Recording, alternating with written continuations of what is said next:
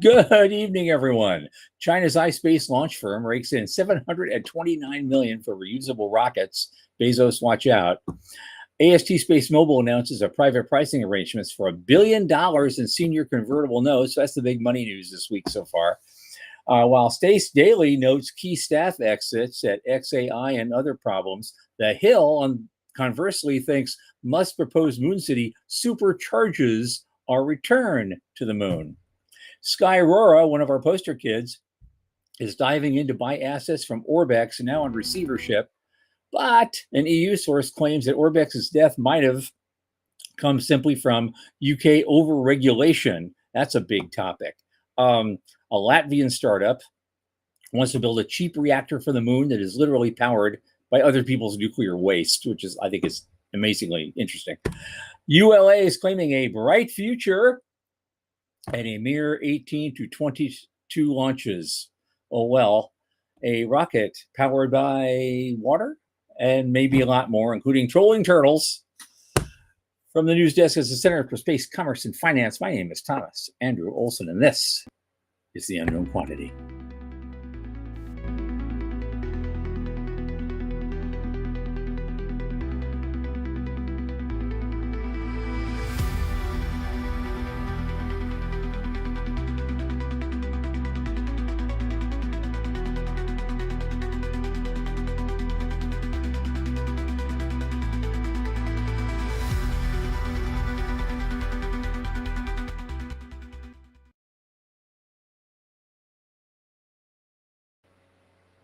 As you know, this show is brought to you by the Center for Space, Commerce, and Finance. And what do? Well, of course, we champion and strengthen emerging space startups and space-adjacent enterprises worldwide through access and advocacy.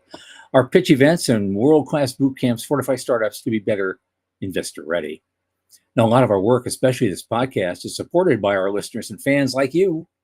Remember, the Center is a 501c3 nonprofit. So just go to our website, cscf.space/support. And click that donate button and drop a little in the tip jar. We appreciate it very much. In addition, if you like this show, I know you do, and you support this show, and I know you do, tell your friends, get them in. Thanks so much. My oldest space friend, Michael Lane, is also here.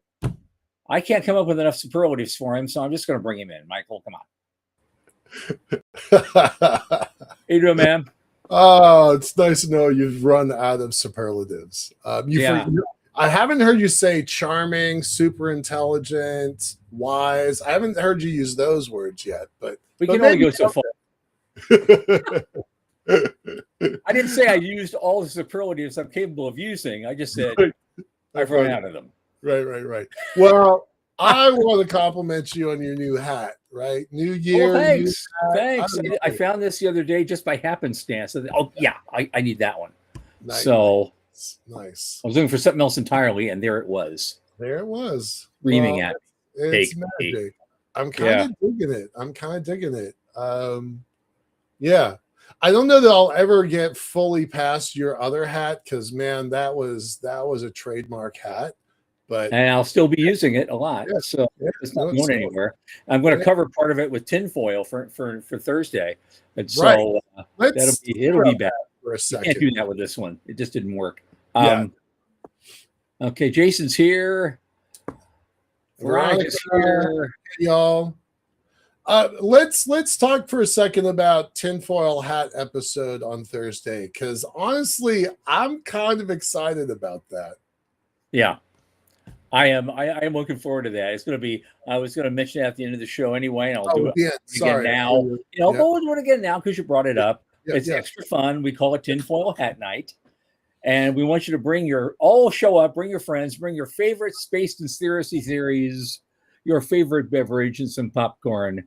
Our returning guest Alice Beanhoff will also be joining the fun, and so I really want to push audience participation. That is highly recommended. I've got some stuff of my own. And so, absolutely, we're going, as Sean says, we're going coast to coast on this. Right, we are going coast to coast. I do want to draw the line at vampires and lycanthropy. That's the coast to coast show that's stuck in my mind. But is that space? No, right. That's my point. When we start talking about the hidden Mars Right. program in 1970, when we start talking about shit like that, I start going into David Wilcock territory. You're going to Right. feel it, man. You are going to feel it. Right. Yeah. No, I think it'll be fun. I'm less about, old conspiracy theories, because honestly, I don't know that much about them, but Right. I got a whole bunch of in the near future conspiracy theories. So, I've got a great new one. You're going to love it. Right. And I shouldn't call them conspiracy theories, because it's a conspiracy of one. It's my opinion of what I think the crazy could be soon. Right. The crazy options. Yeah. So it'll be fun. I'm looking forward to it. Tin hat and all. Yeah. Yep. Okay. All right. What do we got? Well, China's, we're always looking for space and money. Well, cheer them or jeer them. China does have a semi-private space. Yep. And that's Tom. All right. So we're talking about China's iSpace, which is a combination of a privately focused company that is supported by an awful lot of governmental dollars. Is that substantively different than SpaceX and Blue? Tomato, especially in the early days. But still, $729 million for reusable rocketry, right? They call it a D++ funding round. Yeah, right. Good for them. Is that their funding round, or is that their rating? What are we saying? What are we really saying here, folks? Yeah. But, all jokes aside, I've been saying for a long time, and this is part of that Starship Singularity idea, is that it's not just about SpaceX. It's about all of the other follow-on companies that are going to use that technology, pioneered at SpaceX, pioneered at Blue, but they're going to take that tech out into the world. India's already working on the system, and now we've got this one. So, I think it's kind of neat. I mean, despite what, Greg Autry and folks say about Red Moon Rising, I think the more reusable rocketry systems we have in the world, the better the world is. So fingers crossed. Okay. Yeah. Okay. We do have someone new here, unless you've seen her before. Catherine Chitwood is joining us. Hi, welcome. Hey, glad to have seen you before. Right. I don't know if you're related to the sheriff of Volusia County in Florida, but maybe not. But we're going to say hey and welcome. Welcome. Yeah. Yeah. And Morty, I want to give a shout out to our regulars I said something just before the show started. Like, for a lot of y'all, this is appointment television, right? Yep. I mean, we're old enough to know that, you did what you had to catch your Friday night show or your Thursday night show or whatever. But the world doesn't work that way anymore. And so for the folks who tune in, we're especially grateful. Thank God for the mid 80s when, Beta and VHS kind of changed all that a little bit. Right. For sure. But for y'all that stick with us week in, week out, twice a week, we're grateful. And Catherine, nice to have you. Appreciate it. All right, let's move on to the next one. Okay. And next one involving money. I'm always like, we're always trying to do this, the intersection of space and money. Some weeks, some days, we don't always get there. But today, we're making our mark today, because you have 729 million over here. And now AST Space Mobile is they're building the first and only space-based cellular broadband network, commercial, accessible by everyday, accessible by smartphones, designed for commercial and government applications. And they're pricing out a $1.0 billion aggregate principal convertible senior note due 2036. So this is a private notes offering. It's a little bit different than the way things are usually done, like in VC or even angel investment that we usually cover. But this is pursuant to Rule 144A under the Securities Act of 1933. And so they're doing that right now. Actually, they did it a few days ago. This press release was done on February 12th. Yeah, it's supposed to settle tomorrow. So, yeah, I brought this one up because this is kind of outside our normal wheelhouse, right? We're always talking about government financing and contracts for folks, and we're talking about VC, but honestly, this is the first big institutional round that I can remember that is debt focused. And I really wanted to point that out because our industry is not usually considered mature enough to get this kind of debt. So I was quite surprised by this. What do you think about that? Well, no, I absolutely agree. It's I thought the number kind of got me. $1 billion? Yeah. Holy mother! You know, Right. that's okay. That's great. I hope I see other companies down the road be able to follow this path as well. And we'll see. I mean, there's a lot of companies that have already gotten big funding rounds, but if they wanted to expand it again and they're mature enough, they could do that too. Stoke could do this 5 years from now. Absolutely. There's a lot of companies we already talked about. They've already gotten 9-figure deals. They could do this within a few years too. And it makes more sense, right? Yeah. Like, why would you keep giving up equity if you can start to get debt? If you've got a plan that supports debt, most of the space companies don't have that.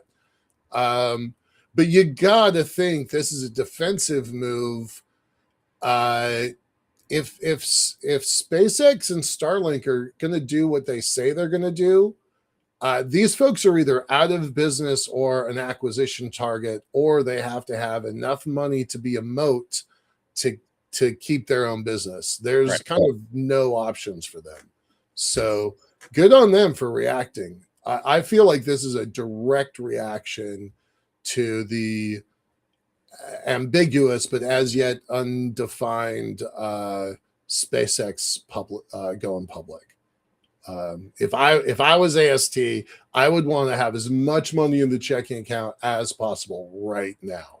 So good for them. I'm excited for the whole industry just because of this transaction. Yeah, absolutely. Well, here's the thing. Our new visitor, Catherine, is just diving in here. Before maybe we go to the next news item, we should.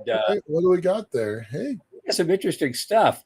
She's been looking into what's happening in her local public utility district, and I guess it's pretty wild.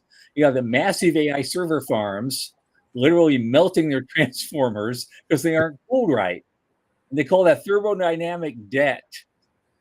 And they're flaying the public gear to power their private profits. And if the grid goes down or transformer blows, the PUD board is actually personally liable under state law.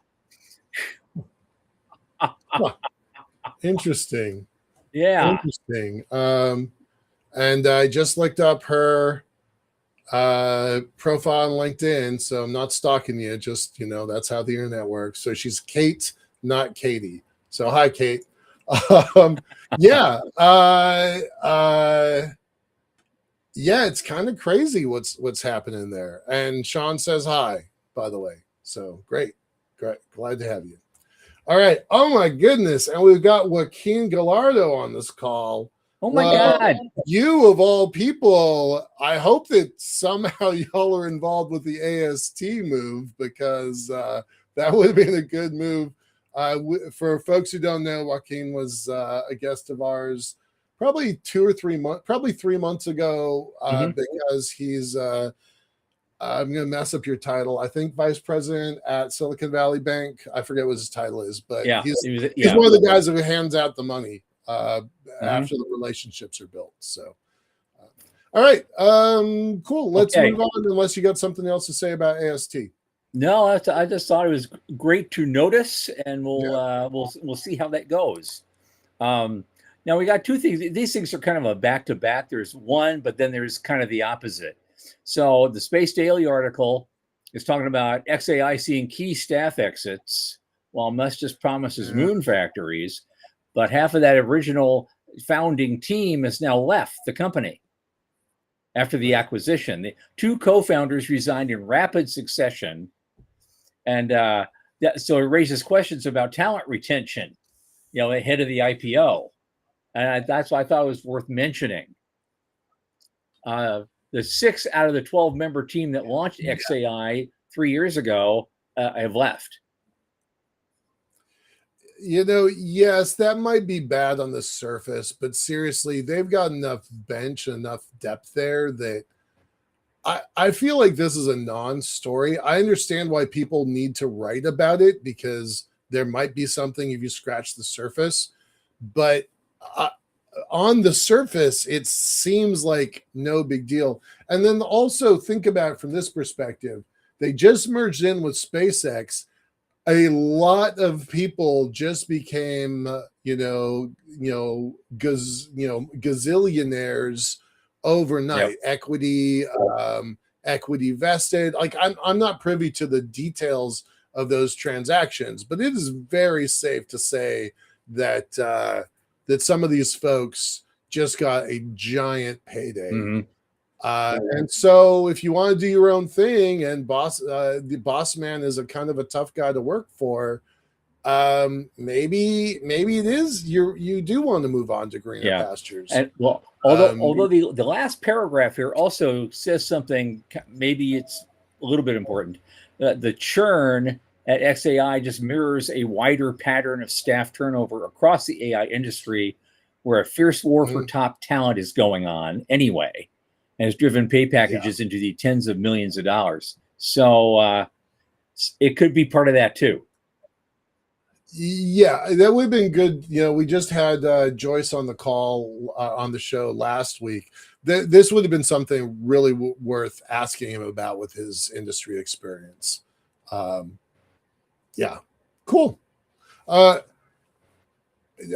mean, I'm not crying for XAI. No, not at all. Not.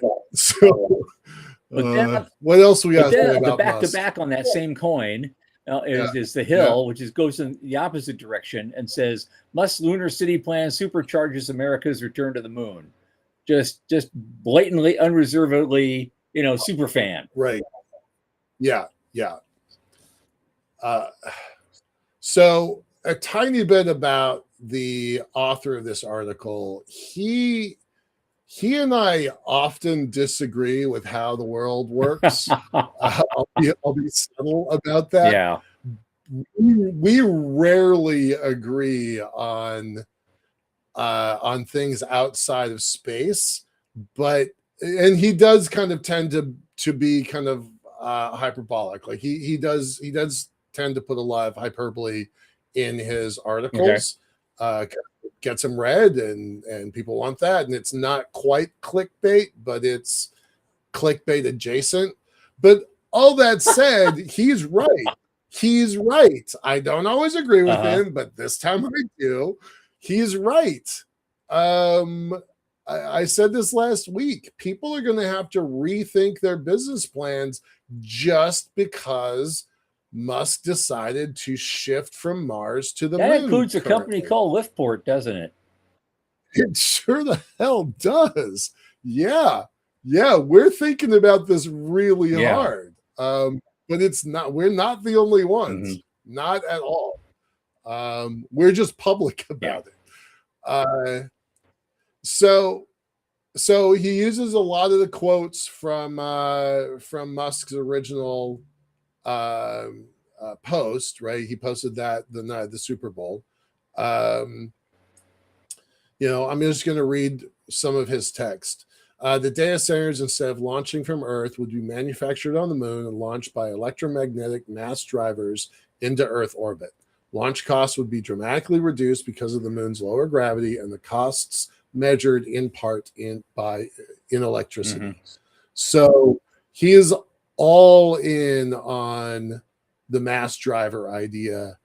I definitely am all in on the mass driver idea. It's been around for decades, but this might be the catalyst that makes it happen, right? In the same way it might be the catalyst that makes my elevator happen. It might be the catalyst to make mass drivers, which then comes back to what Sean's always talking about, which is down mass from orbit being kind of the next key. It still gives me, I still have a question or two about that whole thing, because because originally back in the days of Jerry's kids, Jerry O'Neill, when he talked about mass drivers, it was purely to get mined lunar material cheaply off the moon and into an orbiting industrial facility who would then process it into usable materials and build an L5 settlement, O'Neill comet, right, or something, or anything else you wanted to do. It never occurred to me because the incredible G forces that you're going to use, it didn't occur to me to put some pieces of sensitive electronic equipment in that bucket and try to shoot it anywhere in a way that wouldn't destroy it. We're not really solving a problem, because right now I can go from Avialto's experience. When we launch a communication satellite, every transponder on there, every KU, KA, C-band, X-band transponder has to be space hardened with a lot of extra material just to survive the first 30 minutes of its life in space. But that material then has to stay with it. And, and you're always moving that extra mass if you get to move it at all or revive it. In the case of Avialto, we can put twice as many transponders in a 55 kilo electronics payload. We don't have to space harden them. So we can carry twice as many and generate about 4,000 megahertz of bandwidth over quite a nice area. So it's kind of, you're kind of reversing it back to the old school. If you're going to start launching these things out of a mass driver toward Earth, you're going to have to space harden it again, which adds to the mass that's there forever. You might be able to recycle it at the other end, but it's just an extra thing you got to do. That's my thought on it. Right. There are dumb parts of orbital data centers that are not fragile. Yeah. Those parts you're going to be able to construct on the moon and send them up, right? And then you send the smart pieces, the difficult or fragile pieces up from Earth. Mm-hmm. I don't think we're starting on day one, building chips on the moon. Not at L1, not anywhere, not in orbit, not anywhere for a while. There are companies that are trying to work on that tech, but they're at the lab level scale problem. They're not right. But if he's building a city on the moon, okay, there's going to be plenty of, even the way he builds it, even if he ships stuff up through thing, there's still plenty of work for a lunar elevator to do. To move sensitive material, to move sensitive. Right. There's Tom again. Dang it. I hear you. Also to move people, obviously, you're not going to, you're not going to slam them out of a catapult. Yeah. To No. I want to just take a moment and put Joaquin's article or post up on the screen for a second, because I think he makes a kind of a cool point that I wasn't really thinking about. So superficial answer, yes, we know. It's a chat window. There's only so much you can put into it. Debt is usually after a raise, but also independent of it, depending on revenue scales. So for all of us folks trying to build space systems, that's the answer. But I'm counting on. It's nice to know that there is debt out there that doesn't all have to come from. I say it lovingly, from vulture capitalists, right? That if you've got the right deal, and I think I do. If you've got the right deal, debt is a real path for. So glad to have your answer on that. Appreciate that. That's it. Yeah. Well, hey, selling point for the elevator, Sean says, move your complex widgets in either direction. Yep, exactly. All right. Anything more to say about Elon Musk? Oh, are we done with that? Not today. We'll have a lot more next time, but we try to not make this the Elon Musk show. But it brings in viewers, doesn't it? We've got what do you have? 7,700 people came through just in the last few days to say hi, wave. Yeah. So it's we're picking up steam. Good. Glad to hear Okay. it. All right. Let's talk about one of our darlings. One of our poster kids, Skyrora, won one of our BPCs a long time ago, and they're doing very, very well. Let me put something in. Sorry, go ahead. They're doing very, very well, and enough. Apparently, they're exploring buying assets of the struggling rival Orbex. Now, Orbex was this company, they also based in Scotland, and they were building something called the Sutherland Spaceport, and they were going to launch stuff from there, and they were based near Inverness, and but they're having serious problems, and using American style terms, they're going into receivership. Yep. And there's an interesting story maybe behind that we'll pick up back to this one. I just like the fact that Skyrora, is trying to pick up some good stuff, including maybe a spaceport for pennies on the pound. So that's right. I want to point out like why they're one of our darlings, right? Because we do have new viewers, we do have new listeners. They may not have heard this story. So why is Skyrora one of our darlings? They won one of our new space business plan competitions. I think it was at ISDC in either 2018 or 2019, just before the Troubles. Exactly. So you have to imagine this, right? So there's a couple hundred people, 200 people in the audience. There's maybe 7 companies presenting and competing. Mm-hmm. They've just completed a 3-day boot camp, and now they're up on stage and they're all giving their pitch. They're all giving it their best. And that boot camp's really an important part of what the Center for Space Commerce and Finance does, because we have helped hundreds of companies, be screened and be presented in front of real judges who write real checks. And even though, our prizes will be as low as $5,000 and as high as $1,000, it's not necessarily about winning the prize.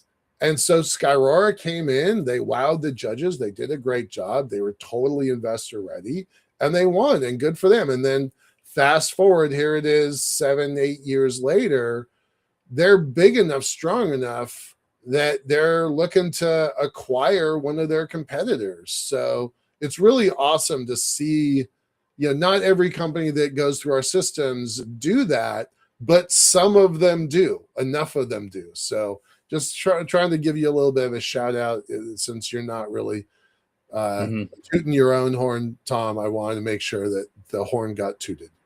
Okay, well, okay, right. We got that.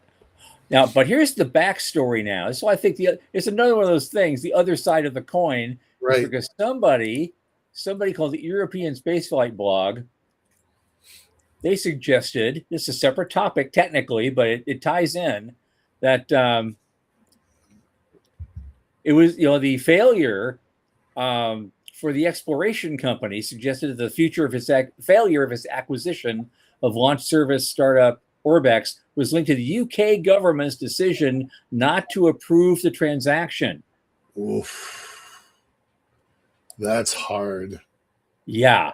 And I've already heard a lot. I just heard some politician I never heard of before in England just a little bit ago. They're founding yet another political party, and but they can do that. That's one thing I appreciate about them. This is an aside. We could tap this later. Right. One of the things I like about the UK system, probably the only thing I like about the UK system, parliamentary system, is that they can form a new political party on the back of an envelope, and 6 months later have an election and have people in parliament. Now, Nigel Farage is working on his 3rd chapter with this. Oh my God! He founded the UKIP party way back when and got in there, and then he got elected to the EU Parliament. When they were still part of the EU, and then he founded Brexit and ran that movement to its conclusion. And now he's got this new party that he's founded, and they're getting like 50% traction now. Oh my God. And Wow. so I laugh at the irony. I have friends, close friends. They want Yeah. to, they're so scared of what's happening in this country because of Donald Trump, they're going to move to the UK. And I think Right. I haven't said anything to them. I think, Not better what are there. you gonna do when Nigel Farage becomes the prime minister? Oh man.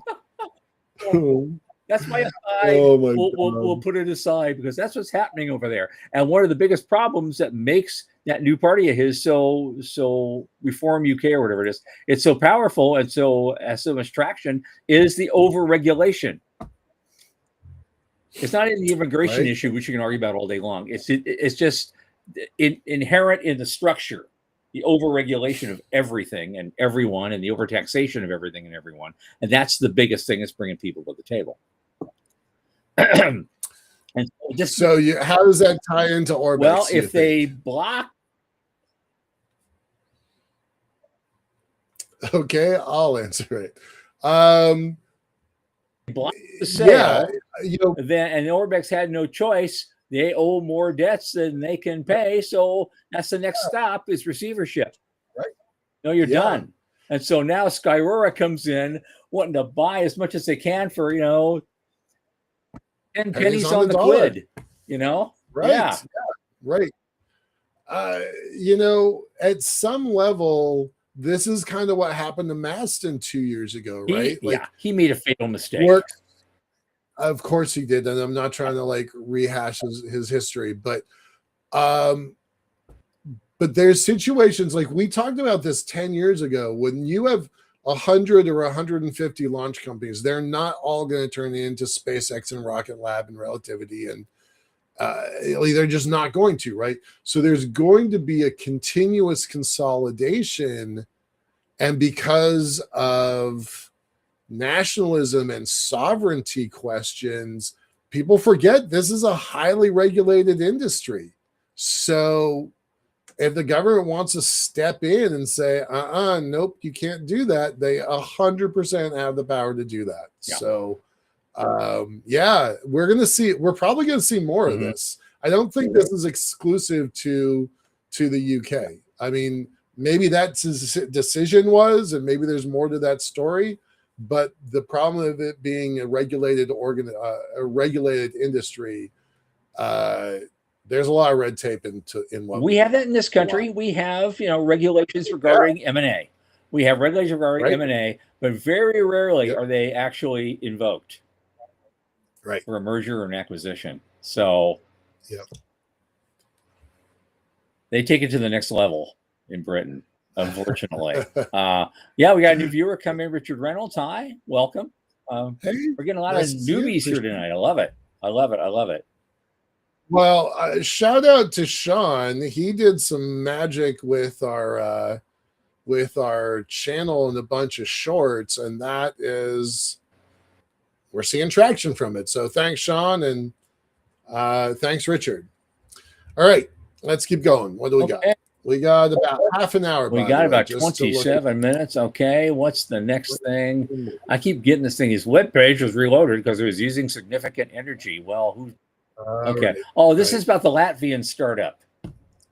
They want to build. I love this for so many reasons. They want to make a reactor to generate electricity in the moon that's totally powered by nuclear waste, other people's nuclear waste, and they say they can do it.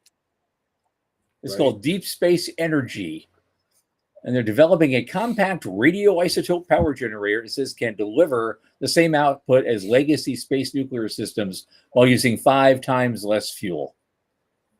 And so they've gotten 350,000 euros in pre-seed funding and secured an additional 580,000 euros in public contracts and grants to push the technology toward commercialization. I love every single bit of this. Because technically it is the same kind of generator that, in a way, that powered Cassini and continues to power Voyager 2. Right. And so it's maybe old tech done in a new way, and it's going to be better, and that would be great. They could probably use one of those on Orion sometime if they can make it small enough, because because they're not using fuel cells anymore like we did in Apollo, and they've got these lovely solar panels that they're using, and probably a lot of nice batteries. But they said outright these panels can't be without solar exposure for 90 minutes or more. Right. Yeah. Fortunately, when you're going behind the moon, it's only like 40, 45, something or less. So that's okay. But anything that hoves into view like an asteroid that blocks it, for more than 90 minutes, they're going to start having a problem. I don't get it. Okay. I love there's a couple of things I really like about this. Of course, I really like RTG tech. The new administration at Isaacman and company, they're talking about, nukes on the moon in a short amount of time. This is probably their fastest path to hit those self-imposed deadlines. Yeah. So just for the checkbox of it, this could be really powerful to accomplish a goal that some people are really skeptical of. And so I like the idea of getting the checkbox. That's one thing. Go ahead. The timing couldn't be better, because that also ties in with Musk building a lunar city. Right. And everyone's going to want to go there and live, and they want their little radioisotope generators with them. So we may have a very very independently distributed kind of grid system there, because everyone's rolling their own. Plus some bigger ones, like for general use. You never know. I think that's great. I'm definitely supportive of that. I also think it's great that Latvia is a country that we don't really think of having a space presence. Right. I was curious when I was reading this about kind of the rest of the story. So I'll tell you a brief story here. About 8 years ago, I met a professor from the Czech Republic, and he worked with the transportation ministry there, and they were thinking about what to do in space, and they were 100% following Luxembourg's move, and they were considering how can we use asteroid resources. And I personally, I'm going to take credit for it, I convinced them to not focus on asteroids, but instead focus on the moon, because that was a near-term target, and a lot of countries and a lot of companies were heading that direction. And then what they did was they did a university by university evaluation and study. What technologies did the Czech Republic have that they could apply to the moon? And what they realized was they were really good at lasers, all sorts of lasers, laser communication, range finding, spectrographic analysis. And that's what they decided to contribute to ESA's space program, which makes me wonder what is going on in Latvia, which honestly, I'm one of those guys that would have a hard time finding it on the map. I know roughly where it is, but I don't know that much about it. I was really excited because I was wondering if they were doing the same sort of evaluation within their university systems about what tech do they have for the moon, or where this came from, because this feels like it came out of nowhere. And I think usually this tech does not come out of nowhere. Usually there's a plan. So I'm really curious. I'm gonna have to look up what Latvia is doing for space right now, because I don't know anything about it.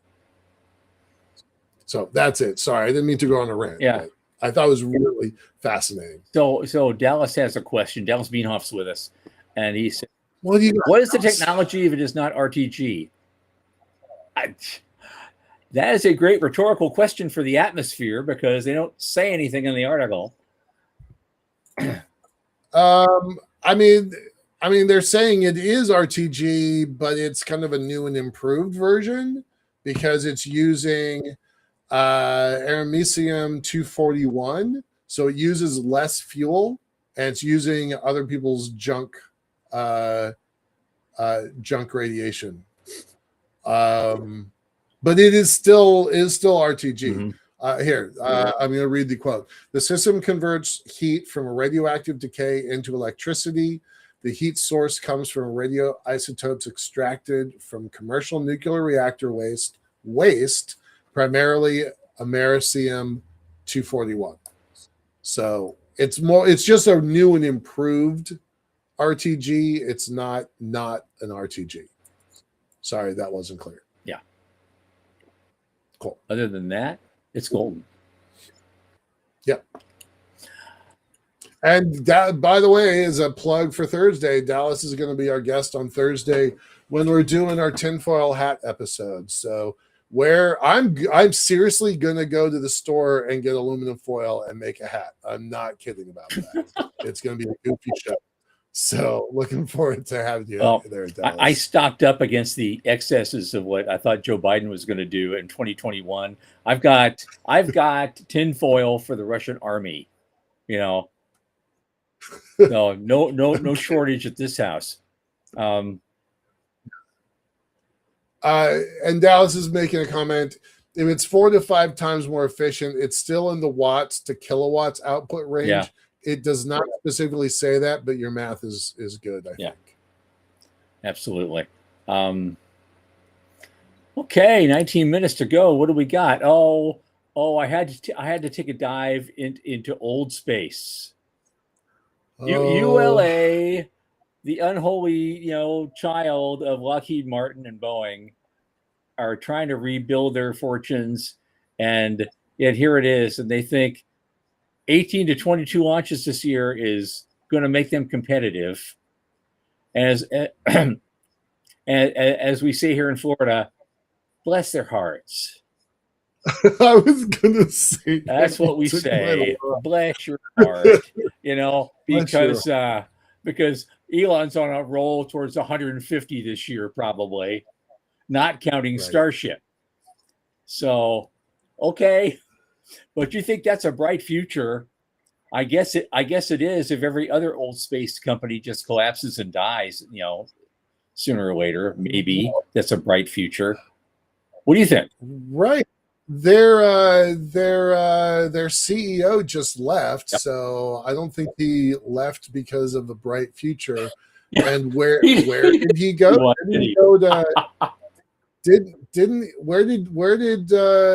Where did Bruno go? Was that SpaceX or Blue? I thought it was Blue. But he's picking up basically the government liaison super vice president. I don't know what the hell his title is, but he's the guy who's going to help make sure that defense contracts go to that company. So that's the only thing ULA has going for it. It's the only thing they've had going for years. Is their consistent relationship with before the Air Force and now Space Force and other governmental contracts. So if it is really expensive and really sensitive, folks are still using ULA as their launch provider. But how long is that moat going to last? How long is that relationship going to continue? I really do kind of wonder about that. Dallas, that's a conversation for you on Thursday, by the way, again with your tinfoil hat version. And by the way, yes, it was Blue Origin. I just saw that. I would love to explore what happens to ULA. We always take the 5 years, the 10 years, the 25-year crystal ball out. So what happens to ULA in 5 years? Because I don't know. Yeah, and then there's something that's not listed here. I think it was on the show before. We talked about because NASA is still trying to work with Boeing to get the CST-100 going, get Starliner going, and it's just how long are you going to whip this horse, man? I want to rename that the little engine that could. The little spacecraft. I think I can. But then the helium leaks again, and a voice goes up. I think I can. Oh, it's true. Veronica makes a good point though, because people are worried about this Musk monopoly. They are, like, it's not trivial. When you own that much of the market, you do have to wonder that. And Veronica, that's one of the main reasons that Europe is well, and also Asia, in India and China are all, and Korea are all developing their own sovereign launch capability, because we didn't bring it up in the news. It's not kind of a normal thing for our show, but last week, SpaceX Starlink shut off servers to the Russians this time, not to the Ukrainians. Mhm. So that was a plus. Yeah. But by having that much power and just a decision to flip a switch, and all of your soldiers in the field are suddenly blind.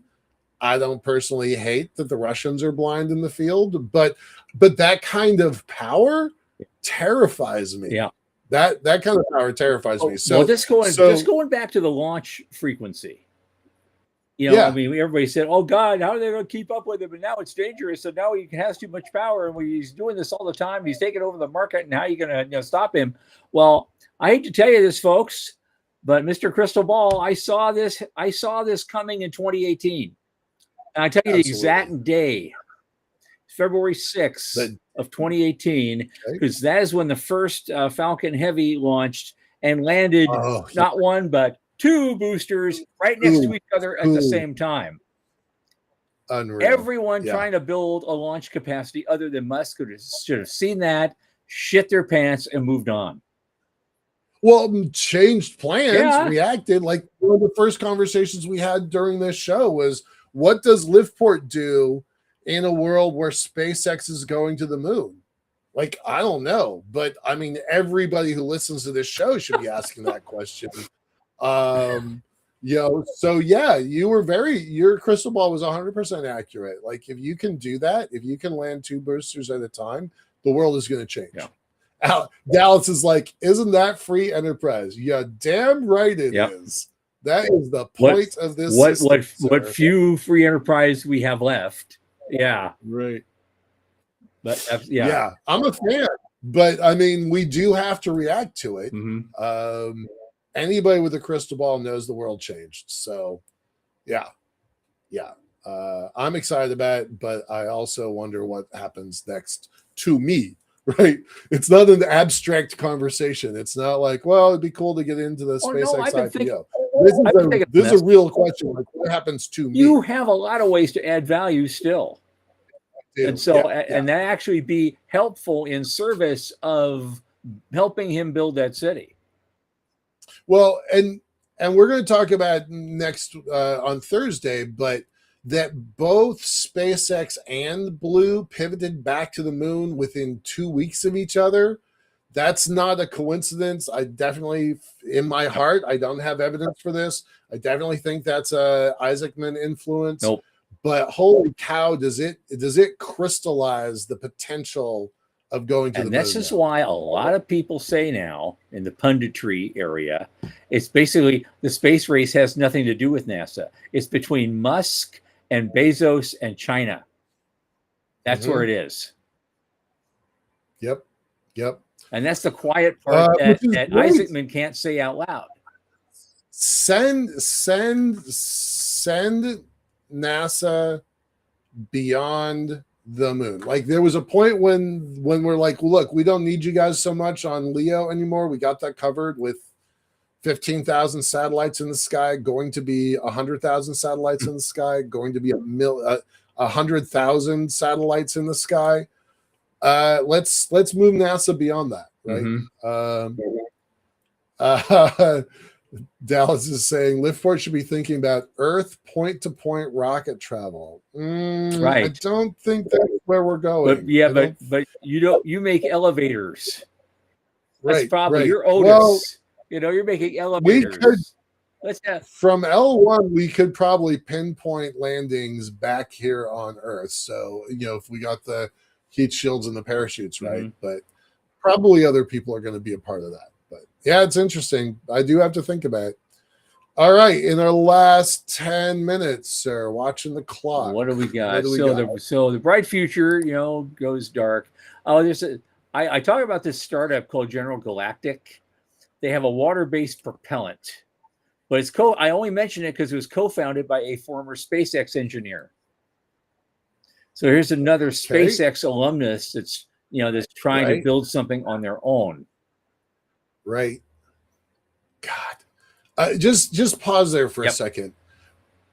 We'll come back to this because I do want to talk about it, but just imagine for a minute how much freed up capital there's going to be when that IPO happens, right? People that were at SpaceX in the earliest days.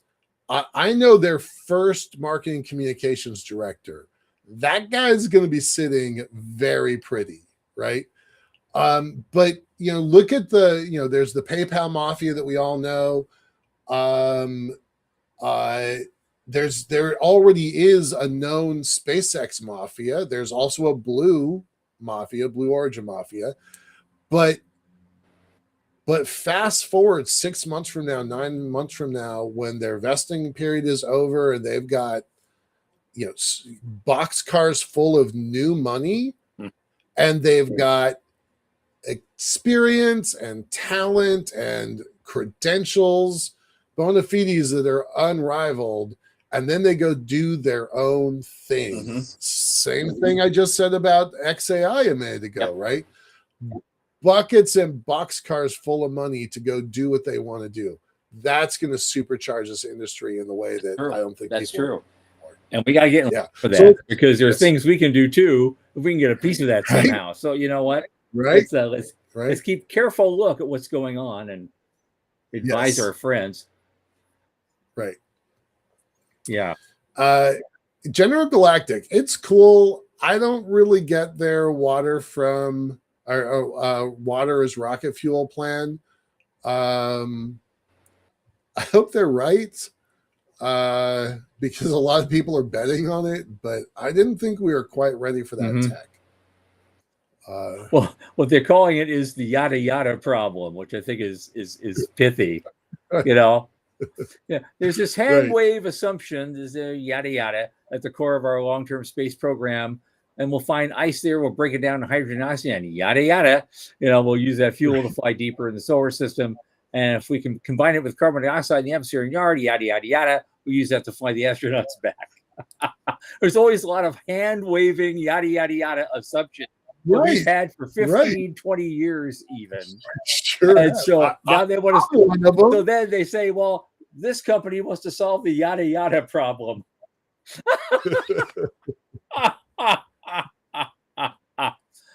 Clearly, New Yorkers are ex-New Yorkers. Yeah. I love that. I don't really have that much to add because I still think it's a yada yada problem, but it's not my area, so I don't have anything to add to it. So finger crossed that they're right. It's all I can say. I am going to read what they actually said, though.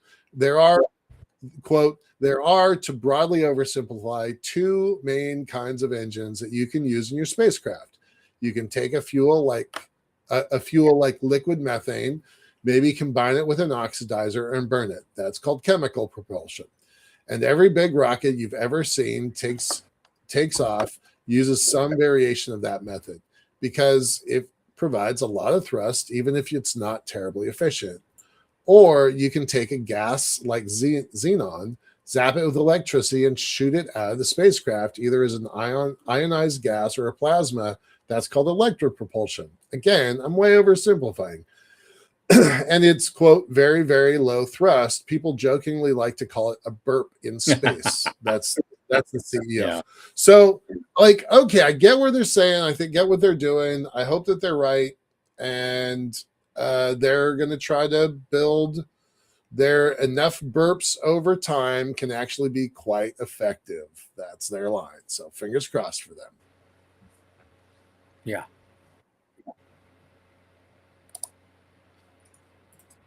All right. Okay, we're getting close to the end, but here's a good one to, get to the end with. I thought this was interesting. It's from the other day. U.S. Space Force makes commercial the default setting Yeah. for them. It's no longer a recommendation, it's an imperative for them. And the Pentagon as a whole is embracing commercial acquisition processes and tech at a greater level, as the Space Force has already capitalized on a robust market, et cetera, et cetera. And of course, it's another one of those things where you have to, like, you know, pay the wall, but you pay the wall. But we got enough out of that because we've seen it. It's just a reminder of what we've been seeing, and now this connects the dots. This is the conclusion from all that they're doing. This is big, right? It seems like it's not that big a deal, but it is. I've talked before about going to some of the meetings, the space-based industrial meeting that I think is one of the most important meetings in the country, and it's one no one ever goes to and no one ever talks about. But they were talking even in 2020 about buy what you can, build what you must, as just this ethos, this philosophy of how we should be doing things. And that has crept up in policy papers, in documents. Think tanks have supported it. And it's like, oh, now it's actually the rule of the land. But it took 5-6 years to get there, but it's there. And I think it's real now. And I think it's really good. So I'm super supportive here. Yeah. I got 4 minutes. I want to throw out two things I want to throw out. I want to make sure I get the turtle in there. It's a startup called Wardstone, and they're using a new approach to space-based missile defense. And so what they're doing, they're actively tracking hypersonic threats is the idea. And the interceptors then, shortly before impact, deploy large particle clouds. And now instead of having one interceptor thing, now you have 1,000 things coming at that missile at, well, the same speed. Wow. Just like basically you're building a wall. Just like it's like a cloud of space junk now coming at you. Huh. Literally a shotgun approach. Yeah, I gotta say. Boom. Huh. I can see a lot of ways that might work, but I can see a lot of ways it could go terribly wrong. Yeah, thinking of the satellites that are already in commercial orbits. Yeah, trying to shoot past them to intercept the missiles. Yeah, that could be vaguely important. Right. Like you might win the battle but lose the war if you did that. Yeah. All right, that's worth pondering, but we got to move on. Okay. Final. It's not the final, but it could be. I love it because this is a thing from Ars Technica. Apparently, Bezos is trolling Musk on his own platform with turtle pictures. The old tortoise and the hare, thing. And Bezos doesn't post much, obviously on X, but today he did. He shared a black and white image of a turtle emerging from the shadows. No text, but the message was clear because the company's coat of arms has two turtles. Right. And a reference to the Aesop fable, the tortoise and the hare. So he's saying, hey, it's my turn, man. Well, I mean, it's also saying, like, catch up, we're already ahead of you. Like, it's weird that Blue is in front of SpaceX, reminding everybody that Blue, in fact, did get the first orbital, suborbital reusable rocket just about 6 weeks ahead of SpaceX. Yeah. So they've been in this race together for a long time. And Blue did beat SpaceX, although it's hard to imagine that now, given how far SpaceX is in front of Blue. So kind of cool. Good. I like the troll. I would love to see both of those guys on the same stage at the same time sometime. But I'm kind of betting on Blue Moon Lander to be first. Oh, and the bragging rights that come with that. Yeah, that's going to be a big one. Yeah. Musk may win that war in the end by building a whole damn city, but there are things that are gonna, come out there. Not everything goes into Elon's pocket as far as changing the world and making history. It's and that's a good thing.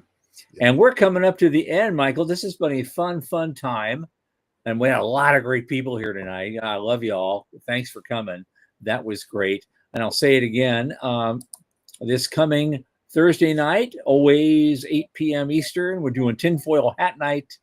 Bring your favorite space conspiracy theories, your favorite beverages and popcorn. And Dallas Beanoff, our returning guest, will be joining the fun as well.